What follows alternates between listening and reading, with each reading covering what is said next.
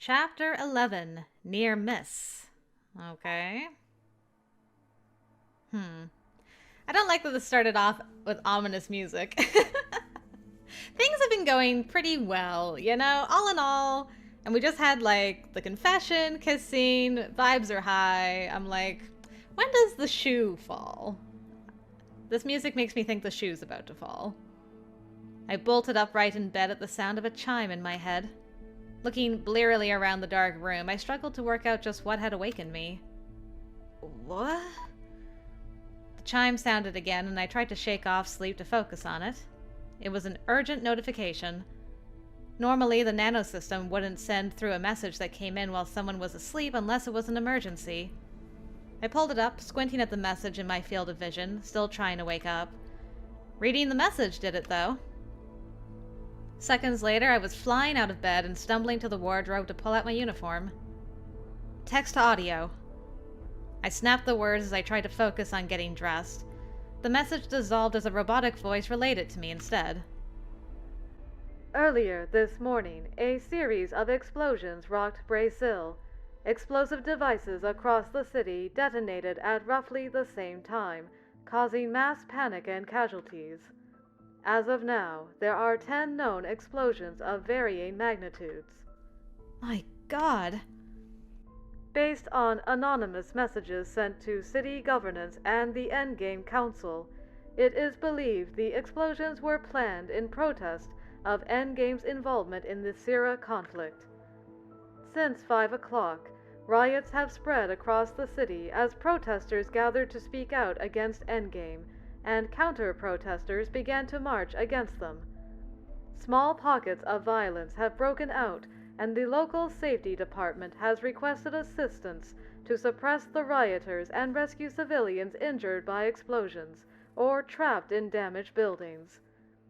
The following agents are being called to active participation in rescue efforts: Queen's Guard, Morgan Leone, Vanessa Scott, Ariel Vaughn, Caleb Chung, CUA1, Kamal Assad, Brendan Wallace, Dana Cruz, Antoine Bissett, CUA3, Danielle Garcia, Lorena Scalia, Li Chen, Michael... Stop, audio. I set a hand against the side of the wardrobe and let out a long breath as I tried to take that all in. Explosions in Brazil? Riots and protests? Oh man, this was big. I had never expected the Syria conflict to affect things on the surface this badly, not in my wildest nightmares. How could they sacrifice innocent lives because they were angry at Endgame, especially over a legitimate investigation? And if this was all because of Endgame's involvement in the Syria conflict, I could only imagine any suppression efforts by us were going to go over well. This is happening. I'm really being sent out there. I tried to take slow breaths. I couldn't afford to have a full panic attack at the idea of being sent into the field. Fastening the last button, I scraped my hair into a hurried ponytail. My door chimed as I secured it in place. Coming! Caleb was in the hall when the door opened. Looks like you're ready. Let's go. We don't have time to wait around. Everyone else is already gathered. I assume you read the mission report. Obviously. Newest info says we've received several threats of more explosives around the city. They're demanding we call off the investigation. What? We don't know if it's true. The Moirai were so focused on the Syria investigation they were completely blindsided by this attack. Right now, they're trying to locate any additional explosives, if there are any. They can't believe this will actually help their cause up there. You'd think. But desperate people get stupid. How could the dissidents even pull this off? 10 explosions?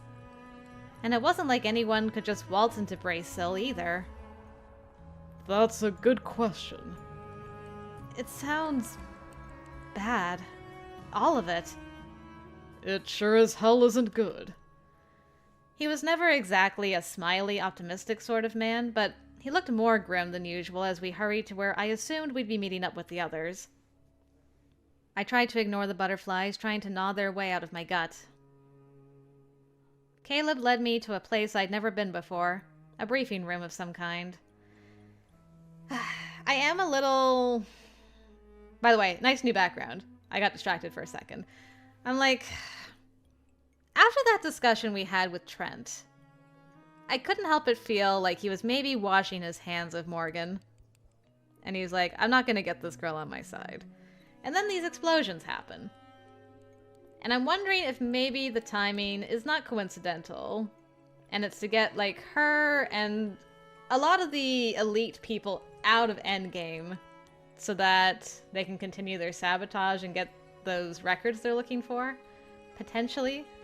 I'm sure Magnus would be distracted too with this and may not be keeping as close an eye on the archives with this going on.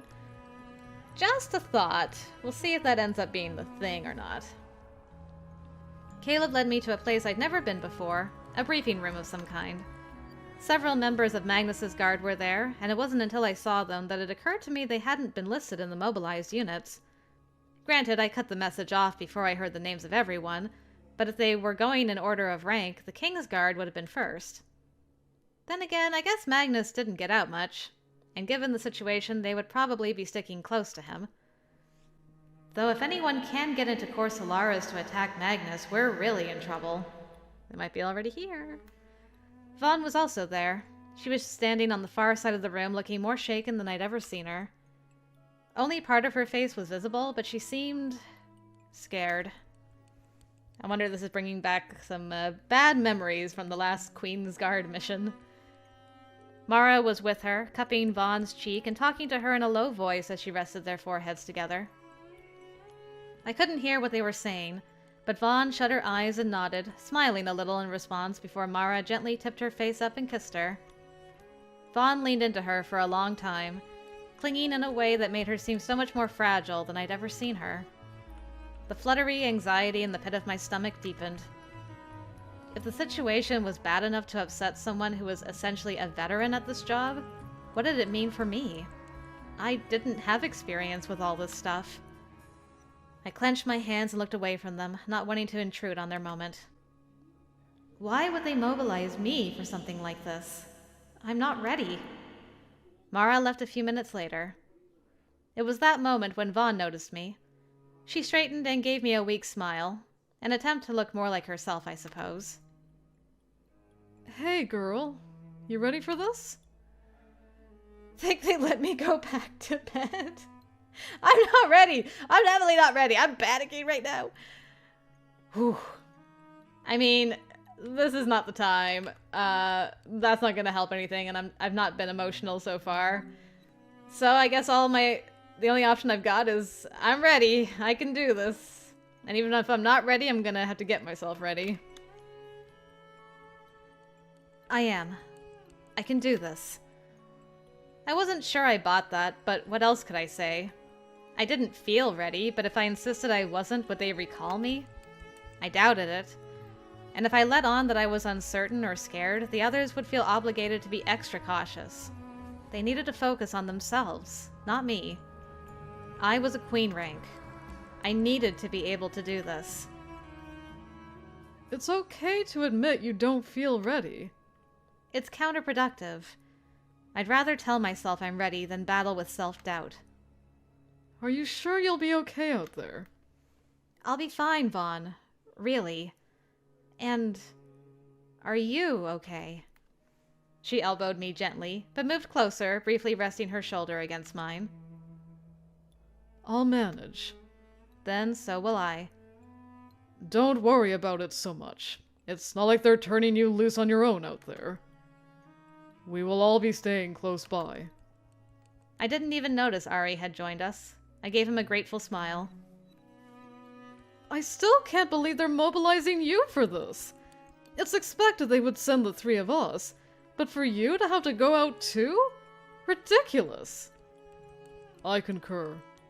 Even if they intend to keep you on rescue duty, it seems premature given the gravity of the situation. I guess they feel I can't stay shut up in the tower forever. That's true, but I can think of better first field assignments. It's late to lodge a protest. The Council needs to curb its desire to show off its new queen. Putting you out there today is just a power play. We're all in trouble if Endgame is relying on me as a show of power. No arguments there. Somehow, it was irritating for him to agree with me. You could have lied to me, man. Even if it was the truth. Look, what's done is done. She hugged me tightly, and I realized she was still shaking. I wrapped my arms around her and rubbed her back, feeling weird to be the one comforting her for a change. Stay close to us, okay? I will. I promise. It's going to be all right. She pulled back and gave me a serious look. Like Caleb said, you're only going as a show of force. There's no need for you to be anywhere dangerous. But it's still chaotic out there. I'll stick close to all of you, okay? Good girl. It's time to go. I wasn't sure what protocol was, but it seemed like time to go was code for get as close as possible. I mean, we're transporting, so it makes sense. Because that's what Vaughn and Caleb did, pulling me close as well. As soon as we were all touching him, he teleported us out. Ooh, another new background. First time out of the tower since we've been kidnapped. Let's go. And we were standing on a quiet street somewhere in Brazil. It took a moment to get my bearings, but the teleporting was nowhere near as bad as I remembered. The three of them got straight to work. Caleb took the lead, which didn't surprise me. Here we go. Set comm to audio only. There are 2 downed buildings nearby with reports of survivors inside. Let's go. I set my communications to audio only, as he said, and followed behind them. Caleb was in front, and I was flanked by Vanessa and Ari. There were a lot of other agents around as well. I caught flashes of them running, or jumping, between buildings as we headed towards the location Caleb mentioned. Many were carrying injured civilians, helping safety officers, directing people to shelters, and so on. Some looked really young. I assumed they were junior agents. I didn't have the full details on assignments, but it made sense that ranked and experienced agents were on riot control. That probably makes it weird for the Queen's Guard to be on rescue duty. We joined up with 2 other 4-person teams and started clearing rubble. When I was training and seeing the same group of agents day in and day out, it was easy to forget just how many agents Endgame actually employed. I didn't know any of the people we were working with, but everyone's skill and professionalism really impressed me. In short order, I didn't have time to be nervous or scared. There were people calling for help, and Caleb was barking orders non-stop.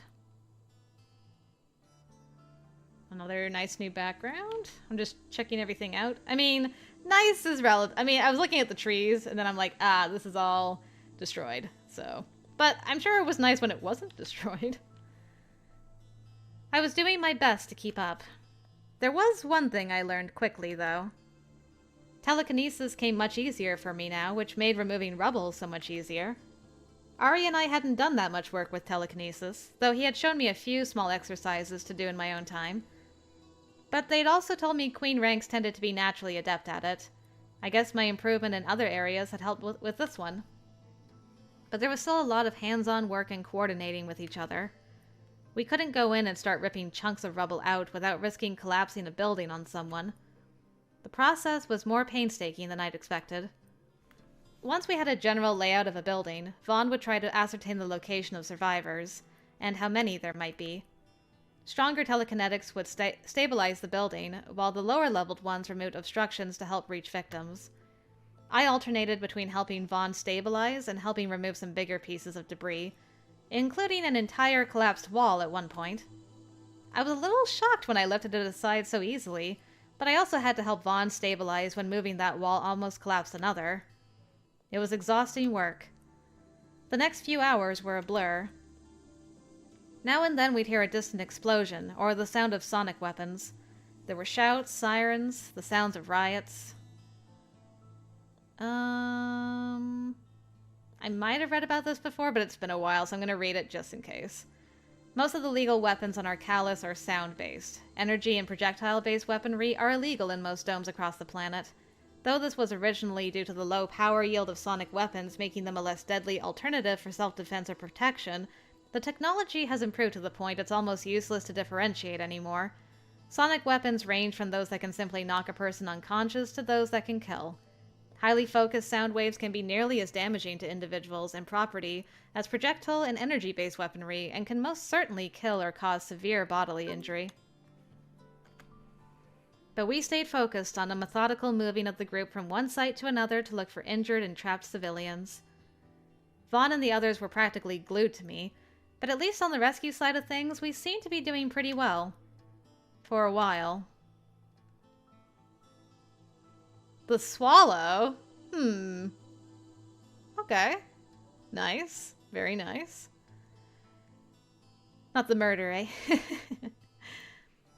I think we may have some more civilians nearby. I'm sensing something over in this direction. Trapped? Not sure. It's possible some are injured. Hey! Over here! Team D4! I waved down one of the other teams and had them come over to help us out as I followed Vaughn.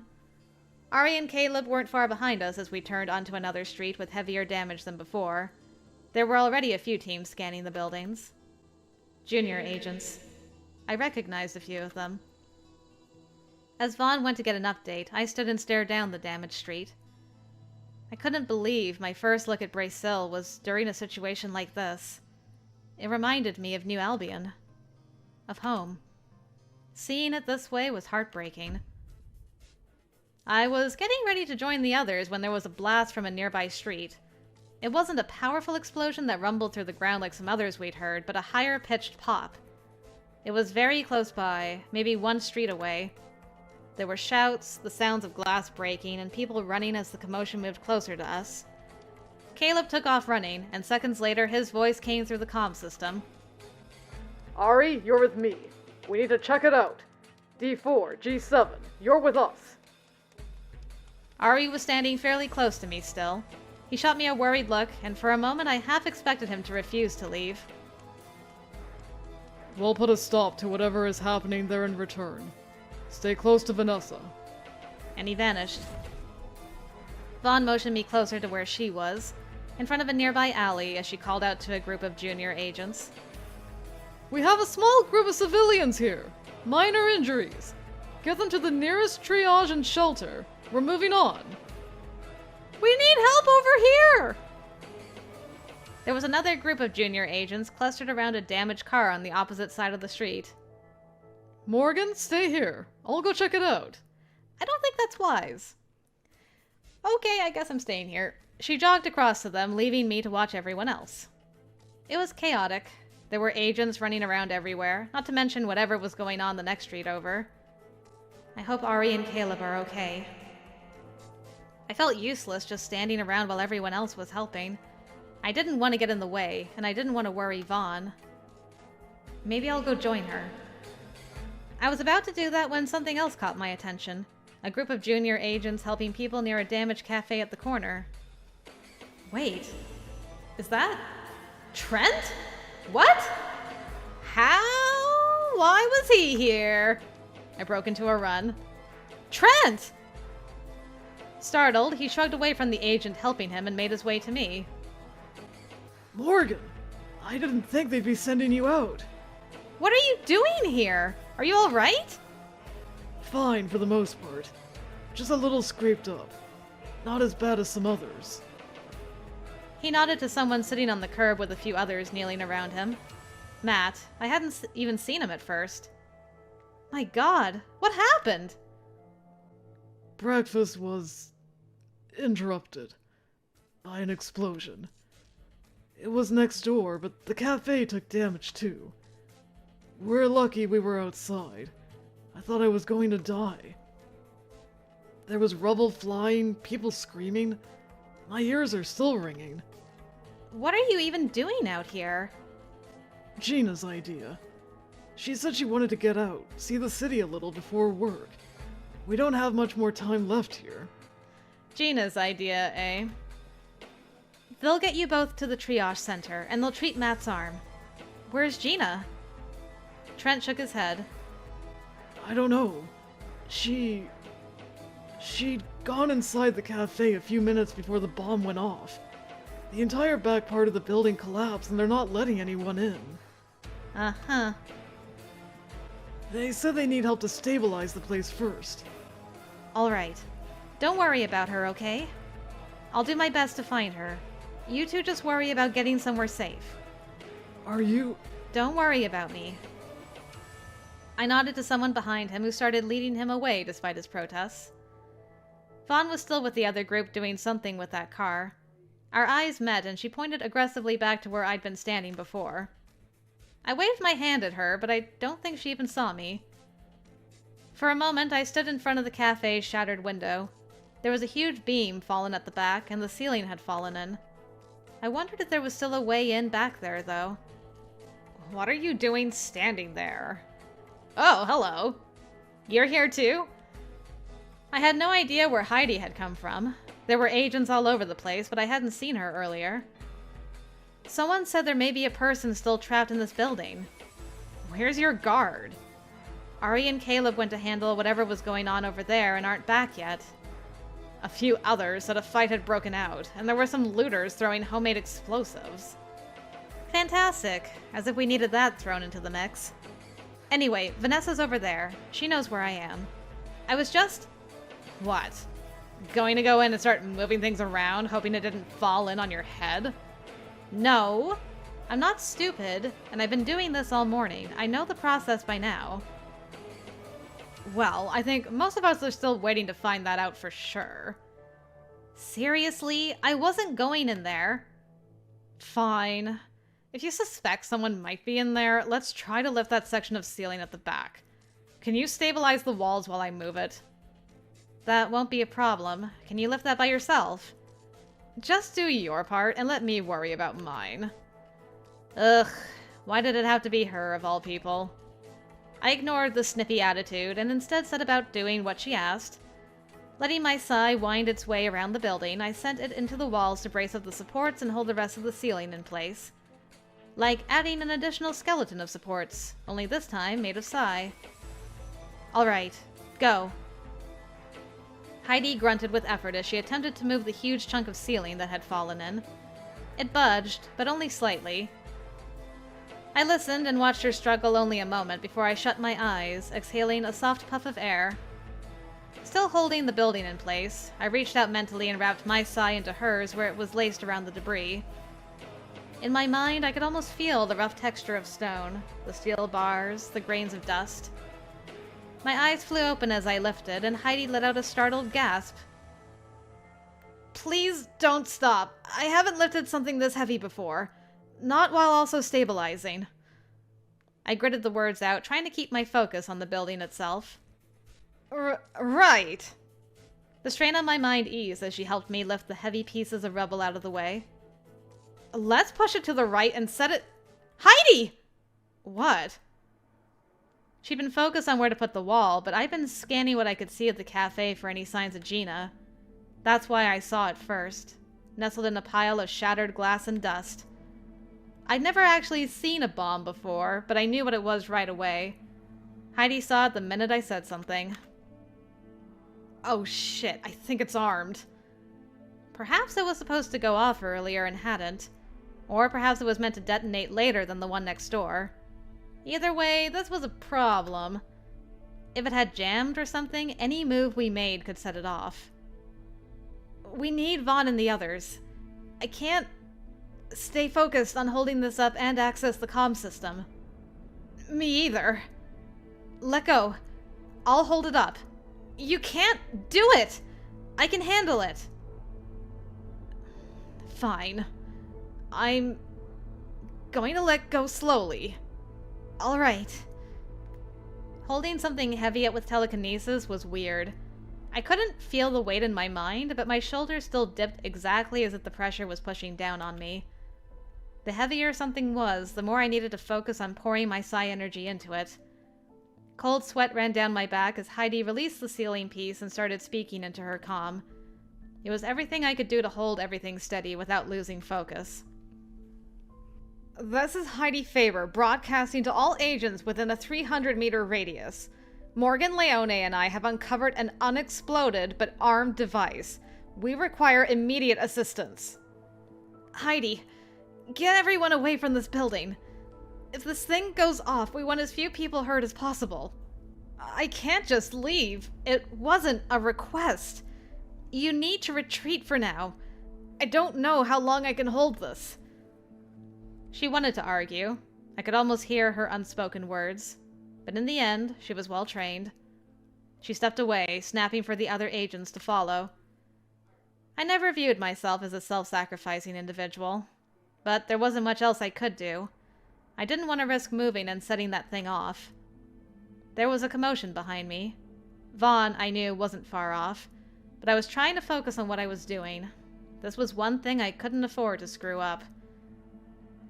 My field of vision was suddenly obscured, and to my shock, the warmth of Ari's body and mind wrapped around me. I was just thinking it'd be nice to have someone teleport us out of the spot now. Good timing. The world warped around me, and I let go of the building as we vanished. The explosion was still rumbling through the ground when we tumbled out onto a street nearby. I sagged against him, mind reeling. Oh my god. Ari squeezed me tightly, and for a long moment I stood there focusing on his heartbeat and not the distant sounds of panic in response to the explosion. Yeah, he's just upset because you almost died. It's okay. Listen, we didn't know there was anything in there. It just happened, man. What were you thinking? He pulled away from me, gripping my shoulders with both hands. We were afraid there might be someone trapped. You were supposed to stay close to Vanessa. I let out a shaky breath. Technically, I was pretty close. This isn't a joke, Morgan. His voice raised almost to a shout, stunning me into silence. There is a reason we're assigned to your team. We cannot protect you if you're determined to go off on your own. What you did was reckless. What would have happened if... He stopped short, staring in shock before he lowered his head, squeezing his eyes shut. I apologize. I shouldn't be shouting at you. I'm sorry. I didn't mean to scare you. I didn't imagine there was still a bomb in that building. I know. But you have to be able to imagine those kinds of dangers. He pulled me close again, embracing me with a sort of frantic desperation. Please, do not do anything of that nature again. Call for someone who is adept enough with their clairvoyance to search for that sort of thing. Don't simply rush in. On one hand, he was right. On the other, every second counted for the survivors. We couldn't always wait for an expert to arrive and take their time looking around. But it wasn't the time to say that to him. Ari pulled away again, looking me over carefully. You're unharmed. Just a little shaken. Do you think everyone else is okay? No one was in the cafe's vicinity when the charge exploded. They are low-yield devices, so the only damage was to the immediate area. But if someone had been in the building still... Oh my god, did you have to go this far away? I hope you are prepared to be scolded. I had to admit both Vaughn and Caleb looked angry as they descended on us. I apologize. I wasn't concerned about proximity to you in that moment, Vanessa. Well, worry about it! Think about my poor tired feet before you make me run 2 blocks to find you! Your feet are cybernetic. I highly doubt they're tired. You? Hush! My legs are tired then. You know what I mean? And you, Morgan! What were you thinking? I told you to be careful! I was being careful. I told you to stay put! I know, but I saw Trent. The boyfriend? What was he doing out here? Ex-boyfriend. This isn't difficult, people! Anyway, apparently one of his colleagues suggested they do some sightseeing while they were here. I looked away, anxiety tightening my chest again. They were sitting outside the cafe when the explosion hit the building next door. It looked like Matt and Trent sustained mild injuries. But one of them, Gina, had gone inside the cafe a few minutes prior. The back of the building had collapsed and she wasn't outside. They couldn't contact her. So you were afraid she was still inside? Heidi and I were going to take a quick look to see if we could spot any survivors. Well, that wasn't a survivor you found. Yeah, I noticed. I guess we should be grateful you two found it when you did. At least no one was hurt when it exploded. But you almost were, I hope you realize? That thing exploded the moment you dropped that debris. Then it's a good thing I wasn't standing there anymore at that point. You will seriously give me a heart attack. I can't hide from this job forever. I hope you all realize that. I'll try to stick closer to you next time, but I will not stand on a corner watching everyone else work as if I'm too fragile to participate. I don't think you understand what almost happened, Morgan! You're right. It probably won't hit me until we're back at the tower and I'm decompressing. And I'm sure I'll have to come to terms with it at that time, but there's not time for that right now, is there? Vaughn sighed, rubbing at her eyes. Why does this feel so much like a damn chick leaving the nest or something? Come on. There are still a few sectors we need to go through. We can talk about this later. We're not leaving your side again. I agree. I'll be staying close for the rest of today. Maybe it was for the best. Bravado aside, that had been terrifying. And on top of that, we still didn't know where Gina was, or if she was even alive. I didn't know how I would tell Trent later. Will they still be checking the building for casualties? There will be a team coming through for that after the rescue sweeps. And when we get to the next place, I'm going to show you how to do a survivor check yourself so you can do that instead of starting to throw debris around. We started down the street as Caleb talked into his comm and planned our next stop. I wasn't throwing anything. Semantics. Ari, you up for another close jump? They've got work for us in Eladon. I can handle a few more group jumps today if they are short range. Then let's get on it. And we were off again. The others definitely stayed closer this time. I figured Caleb was indifferent about what had happened, but he kept close as well. I didn't have much more time to think about any of it for the rest of the day, except in small moments when we had breaks. Watching the others as they would fall silent in those moments, as Vaughn's mask would crack a little and I'd see the tiredness on her face. She'd rub her legs and stare ahead with a dark look on her face, and I'd suddenly realize how close I'd come to dying. Then we'd be digging through buildings to find survivors again before I could fully comprehend it. Trying to get the ones that could be saved to triage, and for the ones we couldn't, we left them to other teams to dig out. It was heartbreaking and exhausting. It was hours before we got back to the tower. I was drained both mentally and physically and was looking forward to resting and just not thinking about anything for a while.